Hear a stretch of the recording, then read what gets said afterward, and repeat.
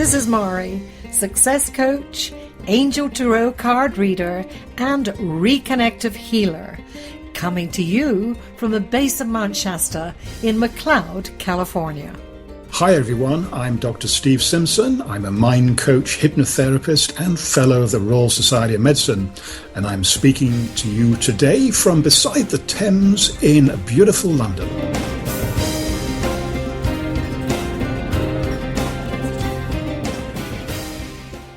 And today's show is entitled Kaizen, a word I'd never heard until Dr. Steve came up with it. And so, how are you Kaizening today, Dr. Steve? I'm Kaizening very well, thank you. I've actually got a little bit of a cold today, so I'm taking things very, very slowly. Good. Well, we'll keep it nice and slow together. And, for those of you who don't know the word Kaizen, which I frankly didn't until last week, the word Kai is actually translated as change, and Zen, of course, is for good. So we're all about that, aren't we? Yeah, I don't think anybody's going to argue with that. And that's what's going to bring luck into our life. Changing our lives for the better will always bring good luck. And we are in charge. It's all about personal transformation and how we can effect change going forward. It is. And this series of radio shows, we've been going through the 7 secrets of luck. I mean, they're not really secrets because they've been around forever. But if you study successful people, they tend to be lucky. And the reason why they're lucky is because they do these 7 things, at least, maybe more than that. They do them very well indeed. So we're getting towards the end of that series, and I'm sure we're going to have lots more interesting programs. There's a lot of work that you do, Mahri, that I'm dying to know more about. So we're not going to run out of material. But anyway, we're getting to the end because Kaizen is the 6th secret. And there are many, like so many of these words, there are many different definitions for it. And it became very popular probably about 15 years ago in management circles. And because it was the word that the Japanese industries were using at that time, and those who can remember that far back, that is when everybody had Japanese electronic equipment in their house, and many people had Japanese cars as well. And some of the traditional Western corporations were suffering. And the Japanese were doing it by the application of Kaizen. And by that, they meant small change. They weren't trying to revolutionize the world. They were taking the long-term view, and they were getting their workers together in regular quality circle meetings on the production line. And they were saying, okay, don't worry your heads about the big stuff that's going on. Tell me one little thing in your job that you can do that is going to make it either easier for you or easier for your work colleagues, or is going to save the company some money or add to its profits, whatever. And that is the Kaizen model that, as far as I know, the Japanese companies and many others too, they still regard it as very high in their strategy. And I was reminded, shooting back in my life, comparing this Kaizen model to work I have done. I was in the weight loss industry at one point, and I was managing for a very large company one of their centers. And, well, I took it, and this was my choice, to have a meeting with my staff every morning. They didn't like it very much because it meant that they had to come in an hour early. But the meeting was all about centering and getting them to reveal anything that may be in their way, that might get in the way of their day as they're selling the product of weight loss. And the good news about that was the outcome was that I was nearly always in the arena of 140% of proposed sales. That's all right. That's a pretty good ratio to be in. And of course, I got a nice award for it. So I put it down all to that because we talked about what was kind of bothering us as we had entered a work arena. And it could be work related or it could be personal related. But the immediate action was about clearing. And as soon as people felt that they were ready to go, I could see the green light essentially above their head, and I knew we could clear the room and get going for the day. It worked. And then there were some times when I had to encourage somebody just to take the rest of the day off. And that was all right too, because the rest of us were focused as to where we wanted to be. Yeah, I mean, what a good idea that is. And I wonder how many groups and companies do that kind of thing. But if they don't, and if they're listening in, please give it a try. Because secret number 4, we talked about mindfulness, and what you've just described, Mahri, is a way of regrouping and centering yourself and focusing on the moment. And all of us, we come to work, and probably the work is the last thing on our mind. Some of us will have had a terrible commute. Some will have had an argument with a family member or somebody else, had a nasty email from somebody. And these are the things that people are thinking about. So no surprise that their mind is not 100% focused on their job, which is where it has to be if they're going to up their sales by 140%, get a huge bonus, and wear as many huge diamonds as you're doing today, Mahri. Oh, my rocks. Oh, dear, if they were only real. I love, one of the things that I was just thinking was that, funnily enough, in all of the major meetings with the higher ups of the company, nobody once asked me, what do you credit your 140% to? Isn't that a funny thing? Well, that's almost unbelievable, isn't it? Yeah. Yeah, and I used to work in the oil industry for many years, and when I started, the oil industry had a terrible safety record, and I'm glad to say now that it's very, very much better. And that's because safety took priority, and we would start all of our meetings, or we were supposed to, with a safety point to get people focused on safety. But I don't remember ever anybody saying, and we were working overseas, far from home, in challenging environments. People in the meeting, they could have things on their mind. They might be missing their family. They might be worrying about their travel plans. But nobody ever said, let's talk about those things first. Let's put them into perspective. Then let's let them go. And then let's move on with the agenda of the meeting. That would have been so useful, wouldn't it? Just like you described with your meeting. Absolutely. And I don't know about you, but when I'm in an emotional state, I have a lump in my throat, and it's very difficult for me to say much. And especially if I'm meeting somebody new and trying to elaborate on something that's very, very key to their movement forward. How can I do it with that lump in my throat? So yes, we all need that compassion, and we need to know that that person is in a good and healthy and understanding space. Yeah. And I don't know whether you've thought of it in this way, Mahri, but when you described your lump in the throat, which is something that all of us will be familiar with, why you're feeling that lump in your throat actually is because you're stopping breathing. This is a physiological response. When people are under stress, they do one of 3 things. They either run away, they fight, or they freeze. And very often people do the freeze thing, and that's what you're doing with your lump in your throat.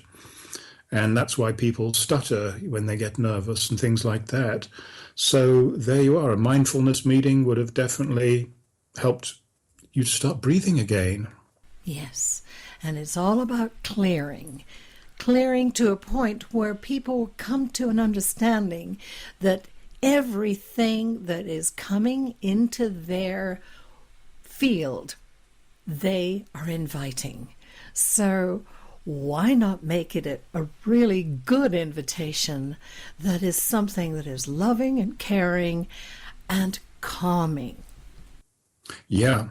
And maybe this is a good time when we can talk about irritating people, because we started the show by talking about Kaizen. We started talking about how clearing your mind. Well, in Kaizen, these are all the things that these irritating people do. Now, of course, they're not irritating. The people that I'm describing, and we know them all, we know their names, they're the people that look as if they have a really easy life. Everything seems to go their way. And when we look at them, we can't help thinking, well, what are they doing different? What are they doing that I'm not doing? Because as to me, I'm looking at them and they seem to be, I seem to be working harder. You know, I deserve the same, or frankly, more. Do you know what I'm talking about there? Oh, yes. Come across it many times. Yeah. And of course, when we study these irritating people, we find out that it's not an accident. We find out that they're actually working in a Kaizen way. They are doing the little things in their life, in their job, in their relationships that are making this huge overall difference. A writer called, who's a psychologist called Richard Wiseman, he did some studies on what made people lucky, and he identified some key characteristics of these irritating people. Of course, they're not irritating. I should stop saying that word. I'm just going to say they're lucky people, just like we are. But anyway, so one of the main characteristics of these lucky people, it's not always true, of course, these are generalizations, but they tend to be extroverts. Now, why do you think that might help them to be lucky? Well, because they're very good at expressing themselves. And people, when they're extrovert, they have the ability to key in to what is needed right at that moment in the connection that they have come into. And so they are more feeling also about their capacity to connect. Yeah, and they're probably not worried too much about what other people think. They may well have less inhibitions, because when we talked about confidence a couple of weeks ago, we said confidence, oh, we all know what that is. That's what everybody has more of than what I have. And being an extrovert is probably a bit similar. You know, we all think, oh, yeah, I know that that person over there is an extrovert, but I'm not. And if we talk ourselves into that, we're probably wrong. But as you say yourself, if you've got a great idea in a meeting, that great idea is not going to be any use at all unless you actually stand up and talk about it and try and engage with your audience rather than shrinking into the corner of the room. And who says they're not? This is the question. Where did they come up with that belief? How limiting is that? And this is a time when you should immediately go to that sentence. What did I just say? I said, I'm not. Well, why am I thinking that? Who told me I'm not? How about if I could be? Perhaps I could change that. This is what change is all about. It's about addressing the beliefs that are guiding us and looking at them from a different angle and absolutely questioning, where did that belief come from? Why am I choosing to limit my life by holding this belief? Yeah, and it's so important in whatever we do. And there's one industry that is probably better at this than any other, and that's the time-honored acting profession. Because when young actors go to drama school, I can pretty much guarantee one of the first things they learn is to let go of their inhibitions. And their teachers are going to put them under pressure. They're going to put them in uncomfortable situations. Because there's one thing for sure, there's no way that you can be an actor and give a great performance if you're worrying about what other people are going to think about how you look and how you sound and how you move. You have to get rid of all that kind of stuff. And of course, extroverts, coming back to them, they find that easier than others.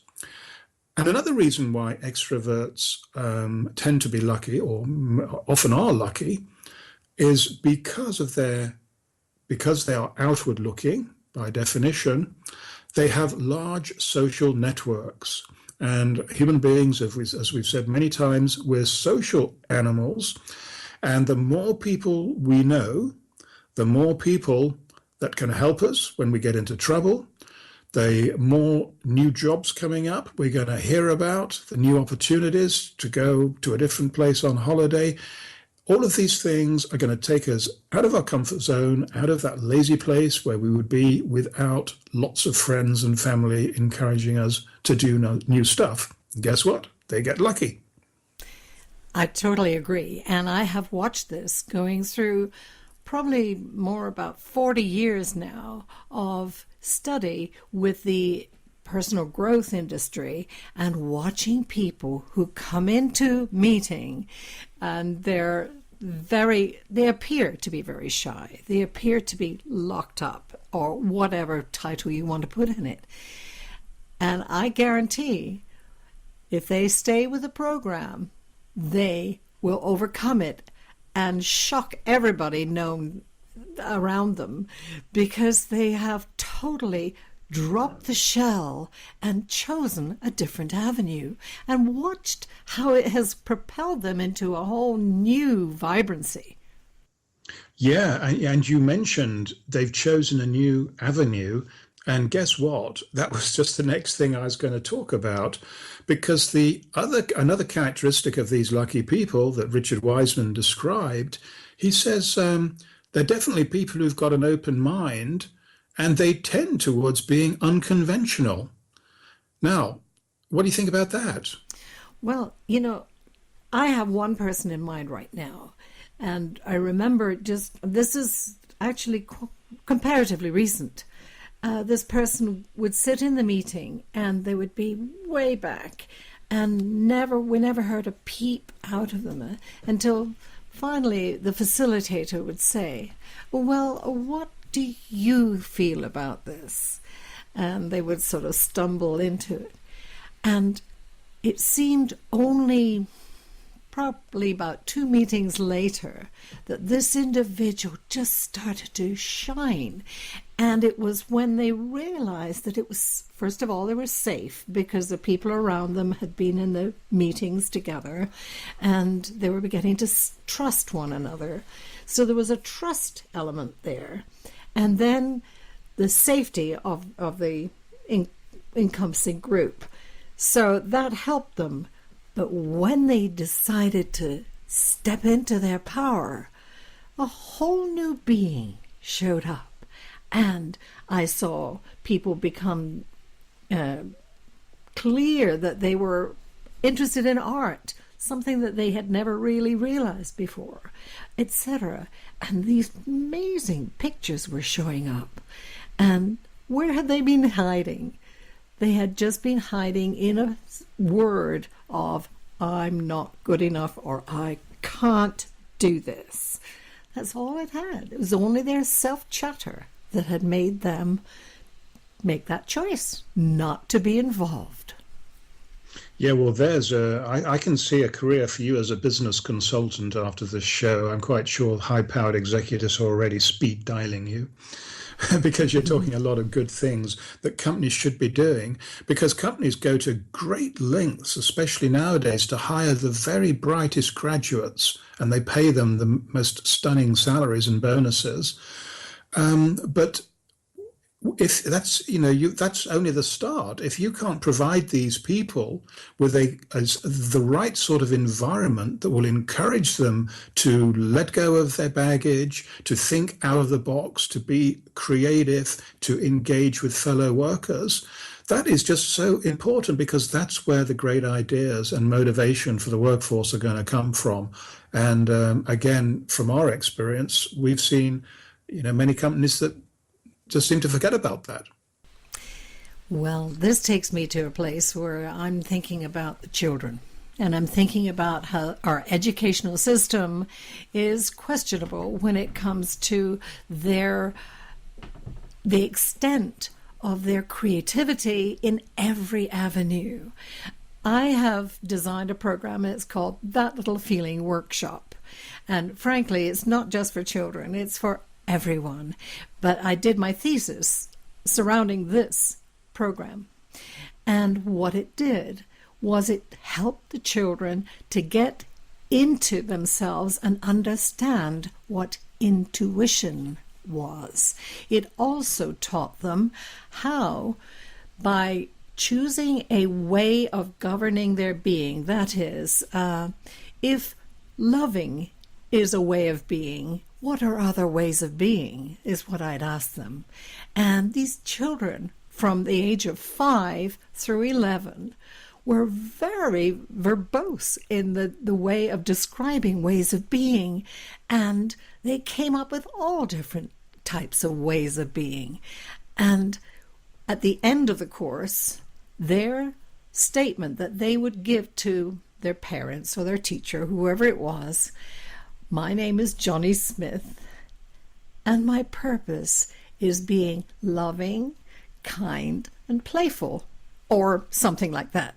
But they had come to these words by very clever exercise, and it was very telling as to how, when they centered themselves around that saying, each one having their own purpose, they immediately came into a good spot, and they knew there was nothing they couldn't do. Yeah, and what a wonderful story. And you started off that story, I think, by saying, well, of course, this was a program for kids, but of course, there was some good stuff for adults as well. And how absolutely right. My strange view of the world, actually, is that we're all children. It doesn't matter how old we are all children. What we've learned over the years, if anything, is that we've built veneers of civilization over our emotions, and we've learned to hide stuff and conceal it. But pretty much we're the same. We want the same things that a kid would want, but bigger and better, obviously. And then you went on and you said when you got these kids grounded and centered, they began to develop intuition. Well, as you know, intuition is probably my favorite word.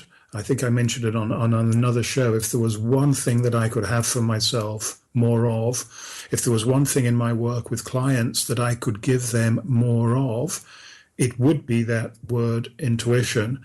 Because intuition comes from doing all the kinds of things we've discussed on these shows to the best of our ability. And the way I help the children describe or get into that intuitive place was I would have them describe to me what they felt when they were saying the words that they were describing. How do you feel when you say playful? Where is that coming from? Show me what it looks like, etc. What color is it? I have them really get into the word. And then I would put sound to it too. Very important. Because we are all built around sound. And so they created a sound to the saying. My name is Johnny Smith, and my purpose is being playful, loving, and kind. Each key word had a sound that they chose from an instrument that I played for them. It was actually a chakra chime. And so the sound that they felt resonated with that word playful. I would play it for them, and they would say, no, well, a little higher. They knew. It was amazing. They were very open. And so their words not only had the sound of the words, but in their mind they were hearing a sound, a note. Dum, dum, dum. It could have been. And the minute they heard that, they calmed. So he was an example. I had a situation when I went back to the center to actually have some kind of an interview. And one of the children came rushing up to me and she said, Miss Gam, as that's what they call me, this one, he's very negative. And I said, okay, let me ask you something. Were you on purpose when you were talking to him? And the big eyes looked at me and they realized, no, they weren't. I said, okay, I'm going into a meeting, and when I come out, why don't you, I'll speak to you then. I was in for about an hour. I came out and they both came rushing up to me, beaming. I said, what was the difference? And she said, I heard my sound. Isn't that interesting? And funnily enough, I was reading an article about something similar about a week ago. And what this article was describing was that the earth resonates at a certain frequency, and that human beings do, and that we all have our preferred frequency. And of course, frequencies aren't just sound, frequencies are color as well. And in fact, all of the components of the electromagnetic spectrum. I don't want to get into a physics lecture now, first of all, because I don't know anything about physics, which is always a good reason. But you know, that brings me back again to Richard Wiseman, because this is as our listeners surely will know by now, we don't script these shows, but we always manage to come more or less back to point after an interesting little journey. And so we have now, because one of the things that Richard Wiseman says, not only are successful, lucky people open-minded, but they're also unconventional. And we have wonderful education systems, but the danger of an education system is that it can lead to a production line of conventional people. And if you're running a company, you want a few of those people for sure, but you don't want too many, because by definition, conventional people, all you're going to get is the status quo. They're going to be risk averse.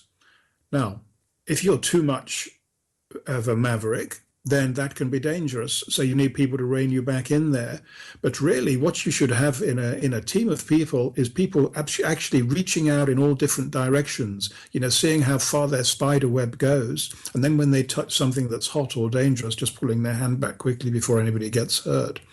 So I know a lot about this because people all through my life have told me that I'm a maverick. Of course, they're totally wrong. I think they're mavericks.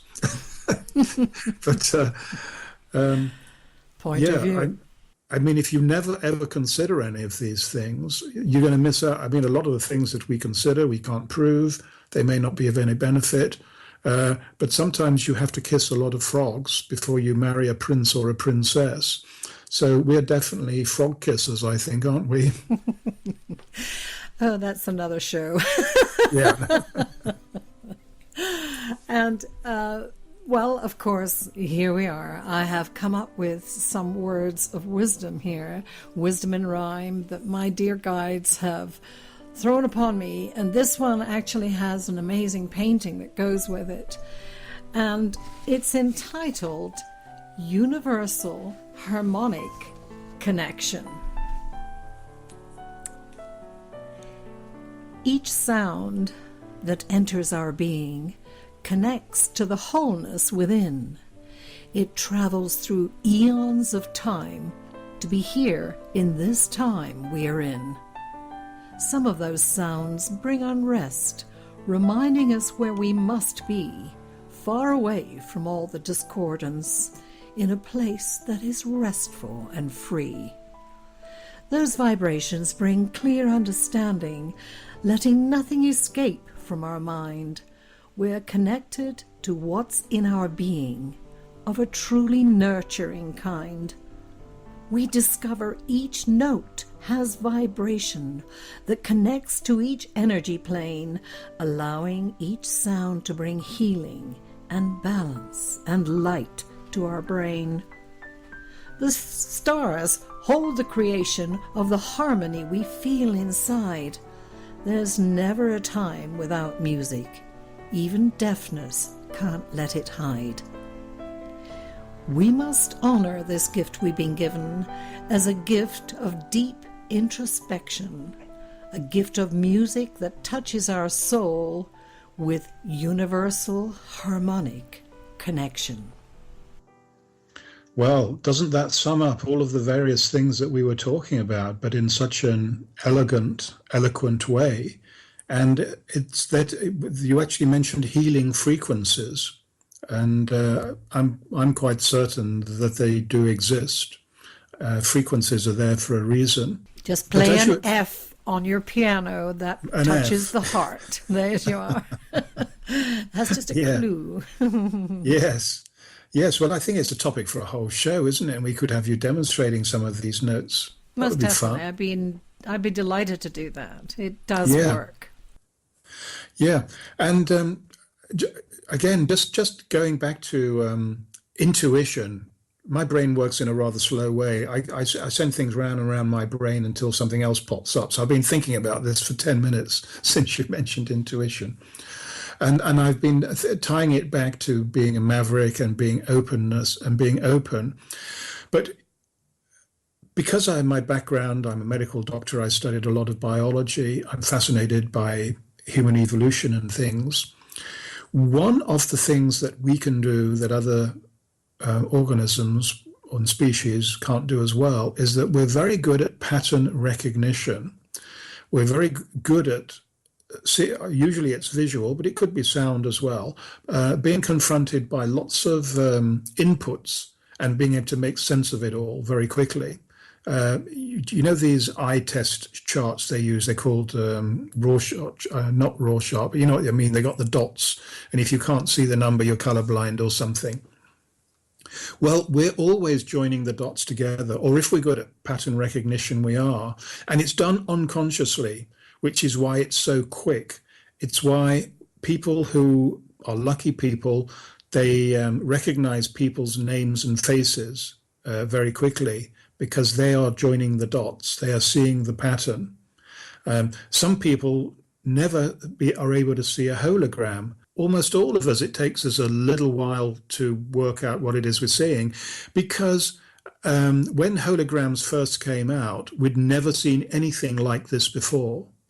And the people who were very conventional and rather closed-minded, they couldn't accept that there was anything beyond their perception that would be relevant to their environment. They couldn't process that information.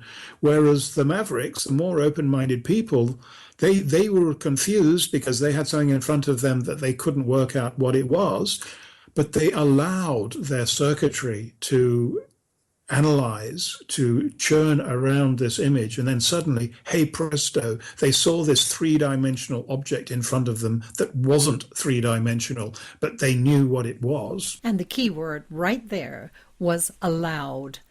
This is what happens when the human being gets out of that trying to space and just back off a little bit and allow the feelings, the thoughts, and the mindfulness to create the actual evolution of words that are impactful and meaningful to the situation. There's nothing that says it has to be now. Yes, we can take a deep breath and wait and be listening to our intuitive guidance. It is there constantly. However, we've got busy minds and we're busy thinking, okay, now would this sound right? Oh, that sound right. We're often locked up in the image of what we're getting ready to say. And you know what? It doesn't matter. When we just take that breath, piece ourselves down, we're guided intuitively right to the next avenue. We just want to control it. We're going to stop that. Yeah. And we are all guilty of this, and I don't know why. I don't know whether we were born like that or whether we've acquired that behavior. But so many star performers, entertainers, sports people, they all say they produce their peak performance when they just let go and they stop worrying about it. And I mean, these are universal truths, and because we keep on mentioning the same things in our shows, that is an illustration of how important they are, but it's also an illustration of how all of us, we just don't do the simple things, these Kaizen things that could make us a lot luckier. And when I think about the Kaizen things that I've been doing just as part of my life, creating what intuitively is coming through me. The workshop, for instance, the one that I just mentioned, came in a dream. The actual idea of sounding the notes with the words that the people were saying, and it didn't make any sense to me in the dream, and it didn't really make any sense to me until I allowed it to seed.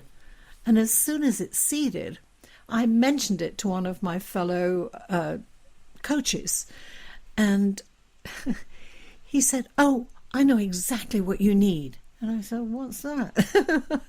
And he said, "You need a chakra chime."